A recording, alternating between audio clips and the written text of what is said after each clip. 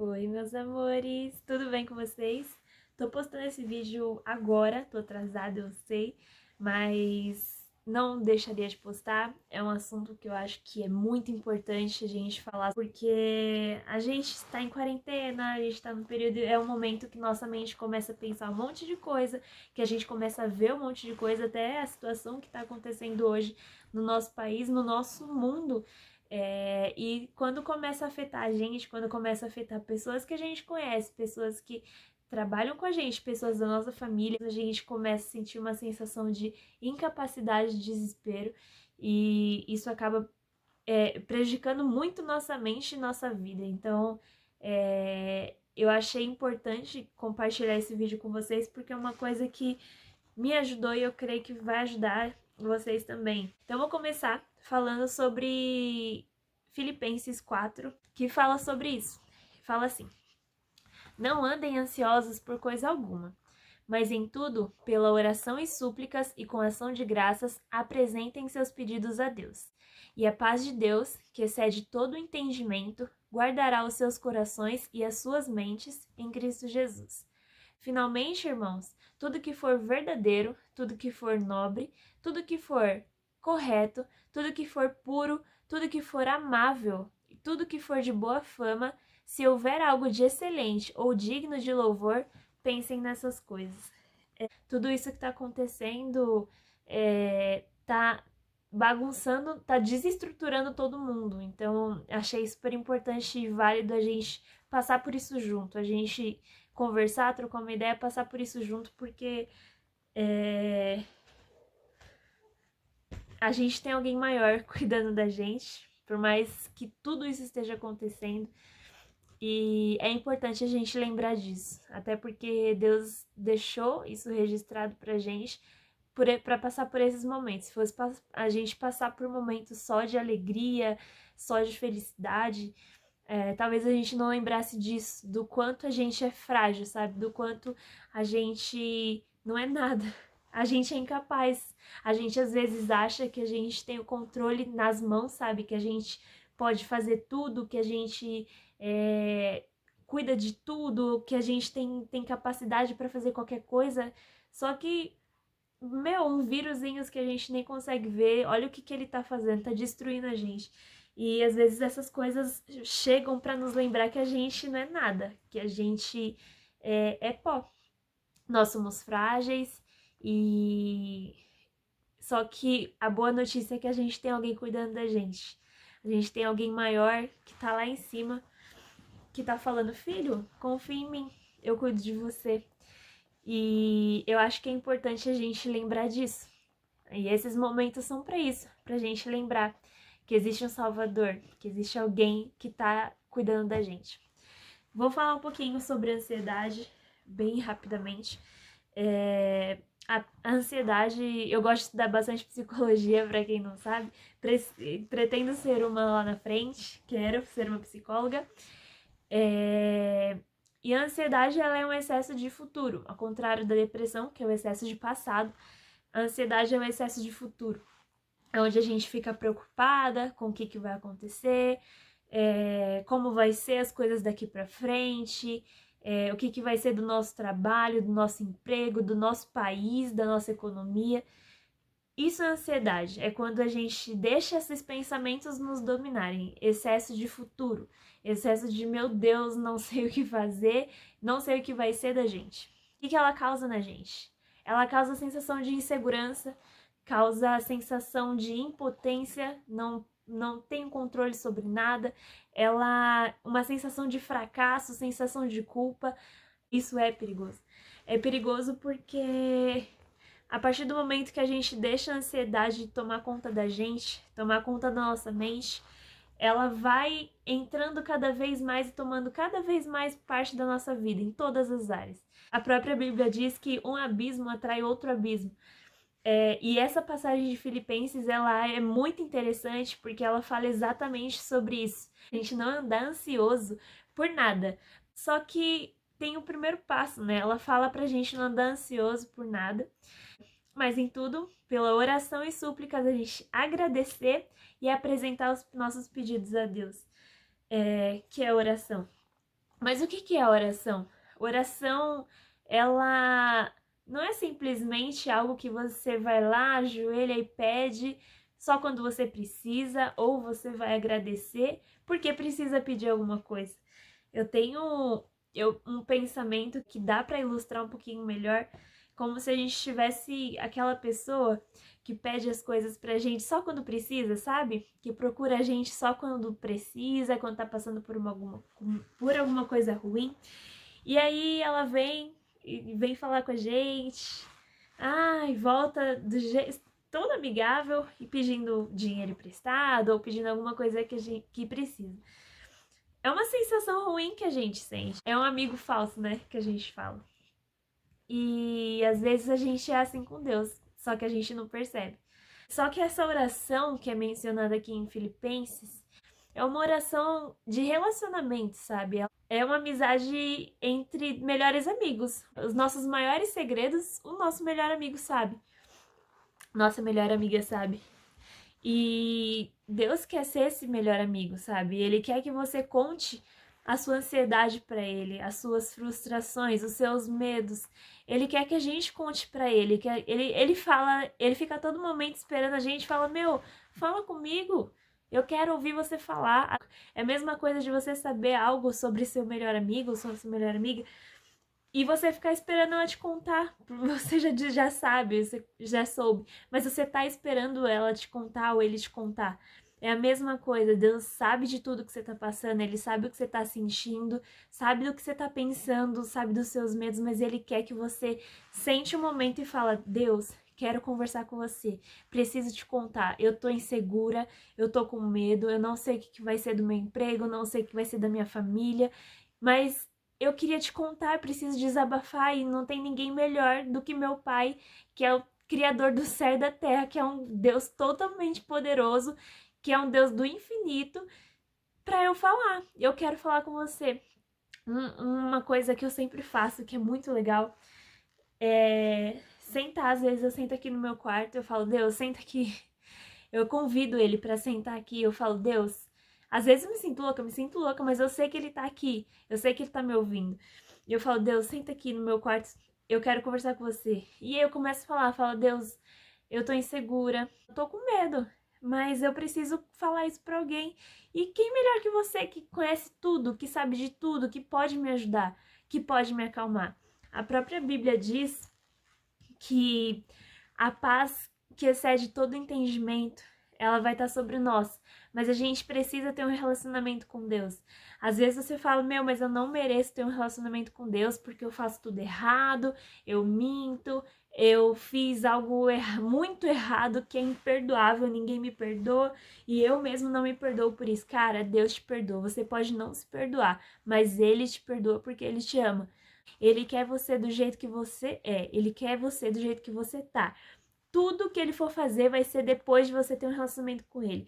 Se ele vai te mudar, ele vai te ajudar a vencer os pecados, isso vai ser lá na frente. Mas ele quer que você dê um passo e que você fale: Deus, preciso de você. Eu sozinha não consigo. Eu sozinho não consigo.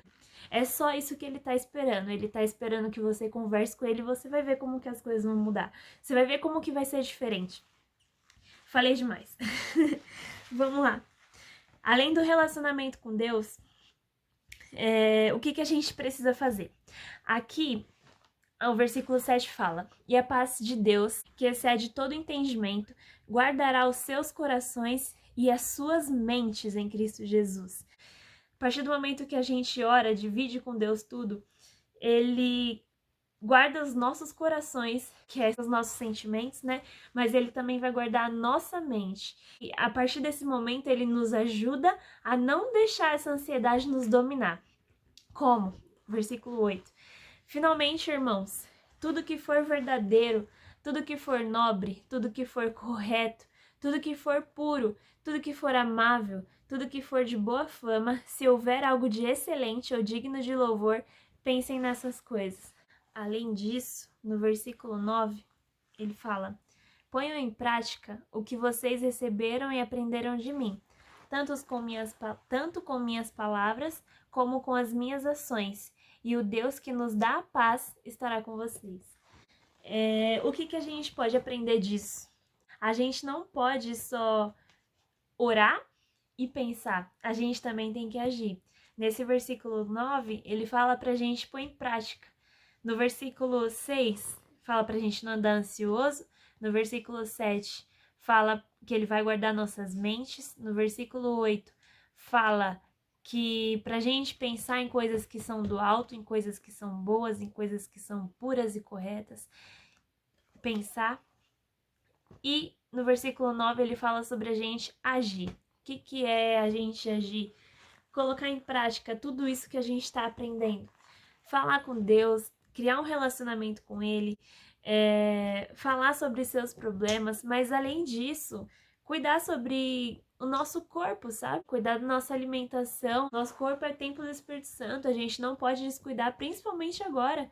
Agora é o tempo que a gente precisa criar imunidade, que a gente precisa se cuidar, porque a gente está em casa, a gente não está fazendo tanto exercício, porque não está saindo. E por nosso corpo ser esse templo do Espírito Santo, a gente tem que cuidar dele também.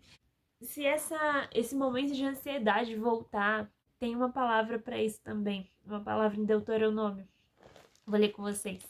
Deuteronômio 31, versículo 8, que ela fala assim: O Senhor Deus irá na sua frente. Ele mesmo estará com você e não o deixará, não o abandonará. Não se assuste, nem tenha medo. É uma palavra que eu gosto muito. É uma palavra de esperança. Tem uma outra palavra aqui, fala sobre a soberania dele. Fala, é em Isaías 41. Vou ler com vocês também. Isaías 41, versículo 10. Não fiquem com medo, pois estou com vocês. Não se apavorem, pois eu sou seu Deus. Eu lhes dou força e os ajudo. Eu os protejo com minha forte mão. Tem o versículo 13 também que fala: Eu sou o Senhor, o Deus de vocês. Eu os seguro pela mão e lhes digo: não fiquem com medo, pois eu os ajudo. 14, versículo. O Senhor diz ao seu povo: você é pequeno e fraquinho, mas não tenha medo, pois eu, o Santo Deus de Israel, sou o seu Salvador e eu o protegerei.